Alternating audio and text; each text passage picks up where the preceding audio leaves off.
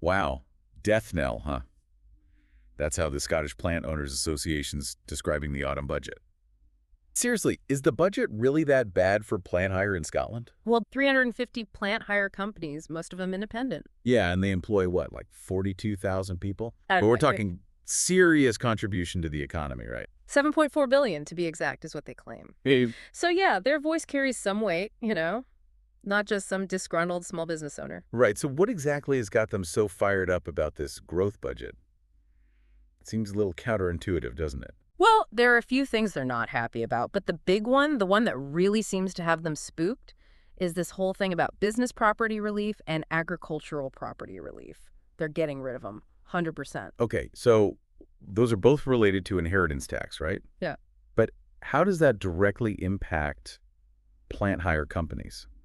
Explain it like I'm, well, not an expert on taxes. Well, think about it. These companies are asset heavy, right? I mean, they've got tons of expensive equipment. Diggers, bulldozers, cranes, the whole shebang. And they often own property too, yards, offices, all that. So when the owner passes away, all those assets, they get factored into the inheritance tax bill. And without these reliefs, that bill could be massive, couldn't it? Massive is putting it mildly. They're saying families could be forced to sell off chunks of the business, equipment, even land, just to cover the tax. So it's not just a little bit more tax, it could potentially cripple the business, huh? That's what they're saying. Crippled, downsized, even shut down entirely, job losses, the whole 9 yards. Ouch.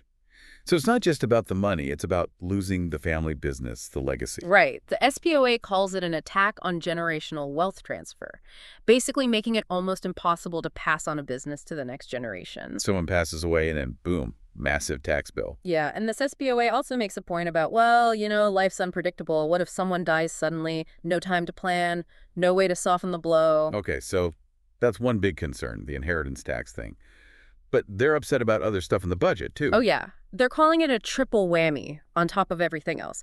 Basically, a bunch of tax hikes and wage increases all hitting at the same time. All right, break it down for me. What exactly is in this so-called triple whammy? Well, first, you've got the increase in employer national insurance contributions. So basically, businesses are paying more for every employee. Right, so higher labor costs right off the bat. Then they lowered the national insurance threshold, so more people are paying in, which again, more cost for employers. And to top it all off. Minimum wage went up, which, I mean, good for workers, obviously. But again, another cost for businesses to absorb. Yeah, I see their point. It's a lot to handle all at once, especially when you're already dealing with rising costs across the board. They see it as counterproductive, like the government's taking with one hand and giving with the other, and the taking hand is a lot bigger. Makes sense. So we've got the inheritance tax issue and the cost increases. Anything else? Oh, yeah. One more thing. They're not too happy about the reclassification of double cab pickup trucks. Well, the SBOA says those trucks are essential for their work. Towing equipment, getting to remote sites, all that. And now they're getting hit with higher taxes on these vehicles, which they see as another unnecessary burden. So they're feeling pretty squeezed, huh? Death knell might be a bit strong, but I can see why they're upset. Yeah, I think death knell is their way of saying, wake-up call, you know? Pay attention, this is serious. Exactly. So we've got a pretty clear picture now of why this SBOA is sounding the alarm. They see this budget as a direct threat to their industry's survival, potentially leading to job losses, business closures, and a ripple effect throughout the Scottish economy. But is their assessment accurate, or are they being a bit dramatic? I mean, it's easy to hear death knell and think they're overreacting, but when you actually read what they're saying, there's a real sense of urgency there. Like, they really believe this could be devastating. Yeah, they're not just some lobbyist trying to get a tax break. They're talking about people's livelihoods, family businesses, whole communities even.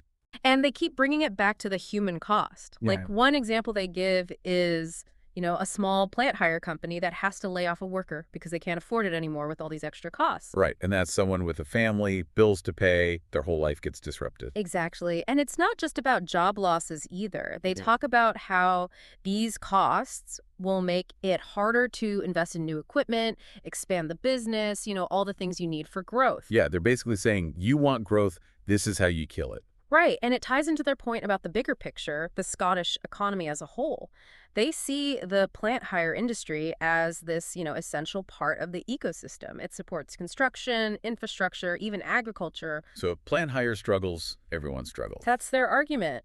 Right. And they keep using really concrete examples to illustrate their point. Like with the business property relief thing, they talk about, imagine a family-owned business, been around for generations, and then the owner dies. Boom, huge tax bill. Exactly. And it's so big, they have to sell off part of the business, maybe even the whole thing, just to pay it. What's the point of building a successful business if it just gets carved up by the tax man? That's what they're saying. Does it really encourage long-term growth and stability? That doesn't seem like it. And then they talk about, well, what if the owner dies suddenly? No time to plan, no way to prepare. Right. That unpredictability factor, it just adds to the anxiety, doesn't it? You can plan all you want, but life throws curveballs. And these policies, they seem like they're just making those curveballs harder to hit. So are they just saying, get rid of these policies, or do they have any other solutions?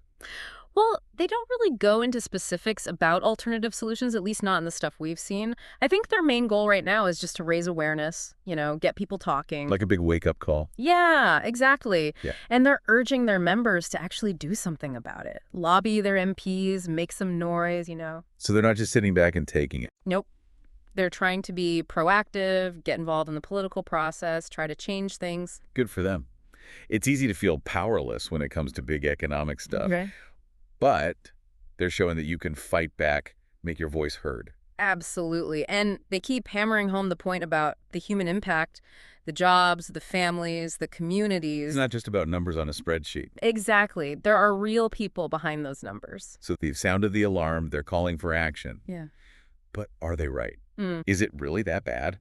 Well, it's tough to say for sure, isn't it? I mean, predicting the future of the economy, it's not exactly an exact science. Right. There are always surprises, things you can't anticipate. Exactly. Like, what if, I don't know, suddenly nobody's building anything anymore? Or some new technology comes along and makes all their equipment obsolete. Who knows? Yeah, point taken. But even with all that uncertainty, the SBOA does raise some valid points. Oh, absolutely. I mean, just the sheer weight of all these changes, it's a lot for any business to handle, especially the smaller ones, the family-run operations. Right. It's not just one thing. It's like a whole bunch of little cuts that add up to a big wound. Death by 1,000 paper cuts. And I do like that they're not just complaining, they're actually encouraging their members to get involved, contact their MPs, make a fuss. Yeah, put some pressure on the government. Right. Because whether you agree with them or not, it's a good reminder that, hey, we can actually influence these things. We're not just powerless pawns in some big economic game. We have a voice. We can make it heard. Write to your MP, join a group, start a petition, whatever. And I think the SBOA is also doing a good job of reminding everyone that, hey, this is about real people. Absolutely. Jobs, families, whole communities. It's not just about abstract economic theory. It's about people's lives, their livelihoods. Their concerns should definitely make us think. Yeah, about the direction we're heading in, what kind of economy we're building, who benefits, who gets hurt. Exactly. And that's what this deep dive has been about, right? Giving you the information, the different perspectives, so you can form your own conclusions. Because ultimately, it's up to each of us to decide what we think is best for Scotland, for our communities, for ourselves. Couldn't have said it better myself. So do your own research, talk to people, get involved. Is the SPOA right? Is the plant hire industry doomed? Or is there another path forward? Those are the questions we leave you with. As always, stay curious, stay informed, and stay engaged. And until next time, happy diving.